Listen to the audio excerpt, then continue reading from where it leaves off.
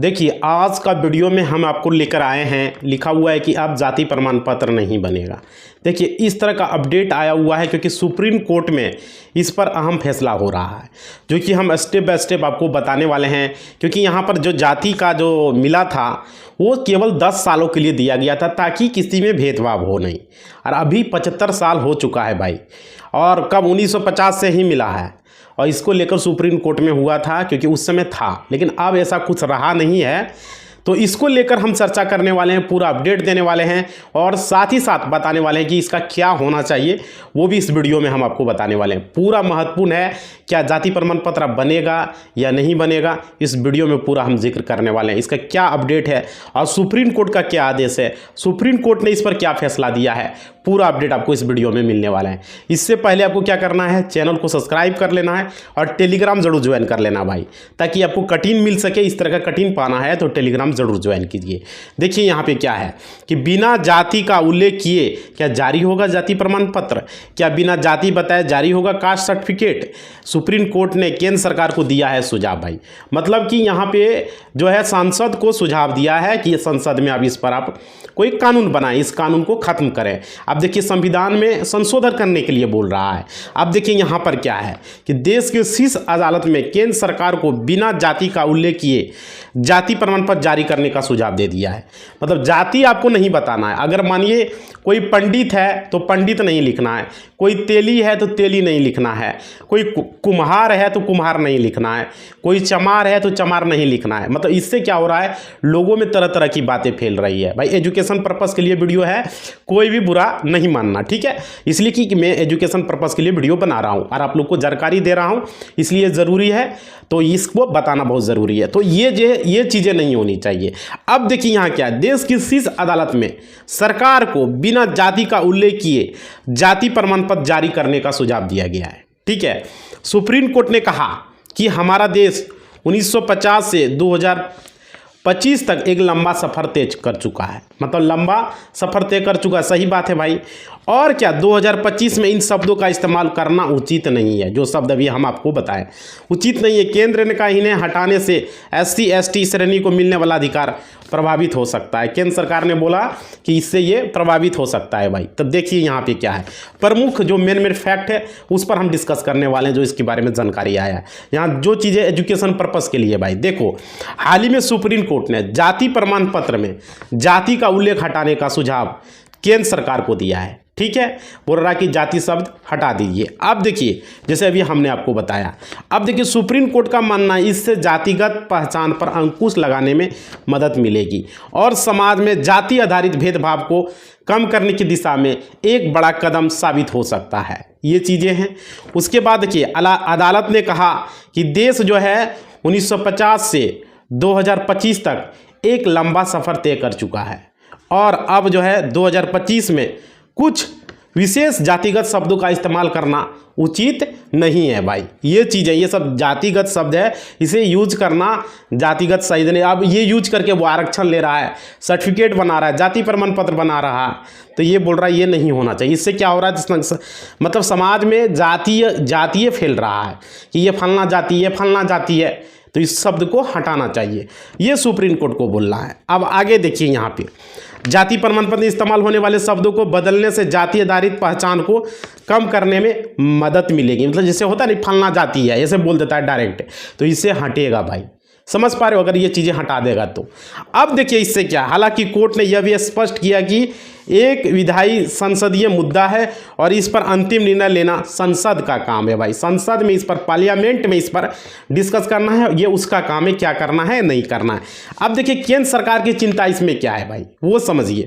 देखिए केंद्र सरकार की ओर से पेश अतिरिक्त सॉलिसिटर जनरल KM नटराज ने कहा कि यह एक नीतिगत मामला है और जाति का उल्लेख हटाने से अनुसूचित जाति एवं अनुसूचित जनजाति वर्ग को मिलने वाले लाभ और अधिकार प्रभावित हो सकता है, ये बताया जा रहा है।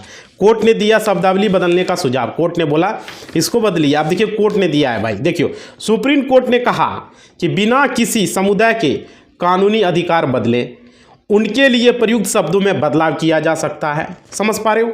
अब देखिए कोर्ट ने कहा हिंदी भाषा की शब्दावली बहुत समृद्ध है जिससे नए शब्दों को अपनाकर जाति आधारित पहचान को खत्म किया जा सकता है। भाई समझ पा रहे हो, ये चीज़ें हैं।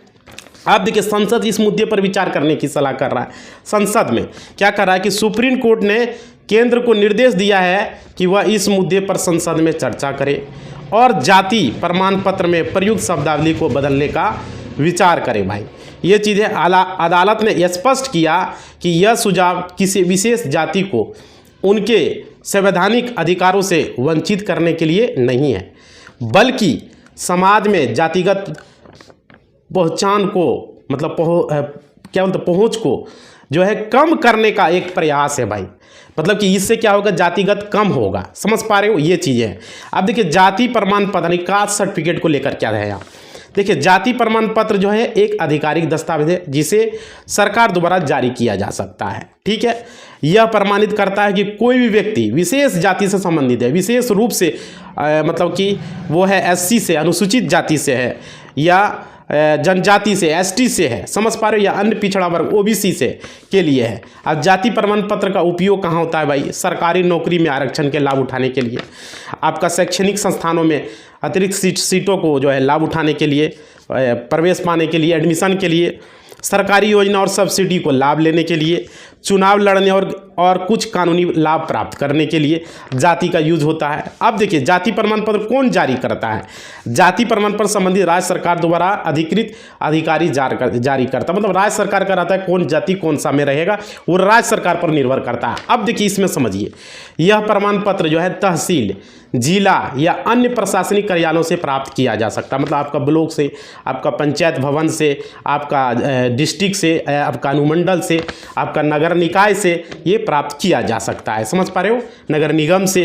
तो जाति प्रमाण पत्र जारी करने वाला अधिकारी कौन होता है भाई, समझिए तहसीलदार जिसको कहते हैं आप लोग। ठीक है, तहसीलदार। ठीक है, अधिकांश राज्यों में तहसीलदार जाति प्रमाण पत्र जारी करने का अधिकृत होता है। ठीक है, फिर उसके बाद होता है आपका आरओ, रेवेन्यू, बिहार में चलता है रेवेन्यू ऑफिसर्स, राजस्व अधिकारी, वो उसके द्वारा दिया जाता है। अब देखिए सब डिविजनल मजिस्ट्रेट एक होता है, एसडीएम जिसको बोले जाते हैं। कुछ मामलों में एसडीएम या उप जिलाधिकारी प्रमाण पत्र जारी कर सकता है। उसके बाद है डिस्ट्रिक्ट मजिस्ट्रेट, ये डीएम से भी बनता है। विशेष मामलों में या अपील के तहत कलेक्टर द्वारा प्रमाण पत्र जारी किया जा सकता है। उसके बाद है राजस्व अधिकारी, जो अभी हमने आपको बताया। कई राज्यों में राजस्व अधिकारी के द्वारा भी प्रमाण पत्र जारी किया जाता है, जैसे हमारा बिहार में। तो देखिए ये जाति प्रमाण पत्र किस तरह से होता है, बिहार में राजस्व अधिकारी के द्वारा होता है, कुछ जिलों में तहसीलदार द्वारा होता है, कुछ राज्यों में सब डिविजनल से होता है, और ज़्यादा जो है डिस्ट्रिक्ट मजिस्ट्रेट, इस तरह से जारी होता है। तो यहाँ पर ये जो ये शब्द को इस्तेमाल नहीं करना, इससे समाज में जाति फैल रहा है, ये फलना जाति है, फलना, आप ही लोगों को अच्छा लगता होगा भाई। तो वीडियो हमने एजुकेशन पर्पज़ के लिए बनाया, तो इसलिए सुप्रीम कोर्ट ने बोला है इस शब्द को इस्तेमाल नहीं करना है, और जो भी आरक्षण देना है वो संसद उस पर डिपेंड करे, संसद उस पर फैसला ले क्या करना नहीं करना। इससे क्या होता है कि समाज में द्वेष फैलता है, ये फलना जाति, ये फलना जातिवाद फैल रहा है। समझ पा रहे हो ये चीज़ें। लेकिन यहाँ पर कहना ये है, अगर ये चीज़ों को बदल देंगे तो इससे क्या होगा, मतलब कि लोगों को आरक्षण में तो दिक्कत हो सकता है भाई।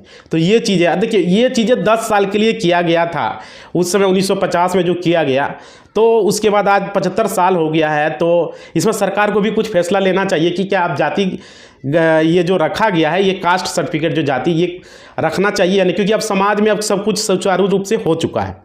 अब मेरा ये मानना है कि अब जो है ये चीज़ें, मेरी तरफ से बता रहा हूँ मैं, कि ये चीज़ें को अब ख़त्म कर देना चाहिए। अब कोई भी जाति नहीं होना चाहिए, क्योंकि यहाँ से क्या होता है कि कोई दूसरा कम नंबर लाया तो उसको दिक्कत होता है। भाई तुम मेहनत करो, या पढ़ाई में क्या चीज़ का आरक्षण खोज रहे हो सो बताओ, पैसे में भी क्या चीज़ का आरक्षण हो, सब तो बराबर हो चुका है।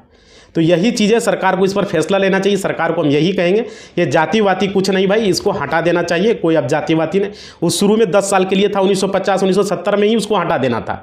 अब 2025 हो चुका है। ये पॉलिटिकल जब तक चलेगा ये जाति चलता ही रहेगा, लेकिन सरकार को इस पर कुछ स्टेप लेना चाहिए और इसको हटाना चाहिए। मेरा यही मानना है, कोई जातिवादी नहीं। जाति आरक्षण दे रहे हो तब ना जातिवादी चल रहा है भाई।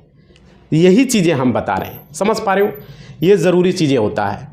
ये हम आपको अपनी ओर से नहीं बता रहे, ये जो है ये होना चाहिए, ये राइट चीज़ें हैं। समझ पा रहे हो? तो इसी बात के साथ अपना वाणी को हम विराम देंगे। आप लोग वीडियो को अगर अच्छा लगा है तो थोड़ा सा लाइक करेंगे, चैनल को सब्सक्राइब कर देंगे और टेलीग्राम जरूर ज्वाइन करेंगे भाई। और अपना भी मत दीजिएगा क्या जाति रहना चाहिए, कमेंट बॉक्स में बताइएगा। समझ पा रहे हो? ये ज़रूरी चीज़ है, क्योंकि जाति फैलना, ये शब्द का इस्तेमाल हो रहा है, लोगों में इस तरह की बातें फैल रहा है। तो आपका फीडबैक ज़रूरी है, फीडबैक बताइएगा तो अगला वीडियो फिर इस पर बनेगा। इसी बात के साथ अपना वाणी को विराम देते हैं। धन्यवाद।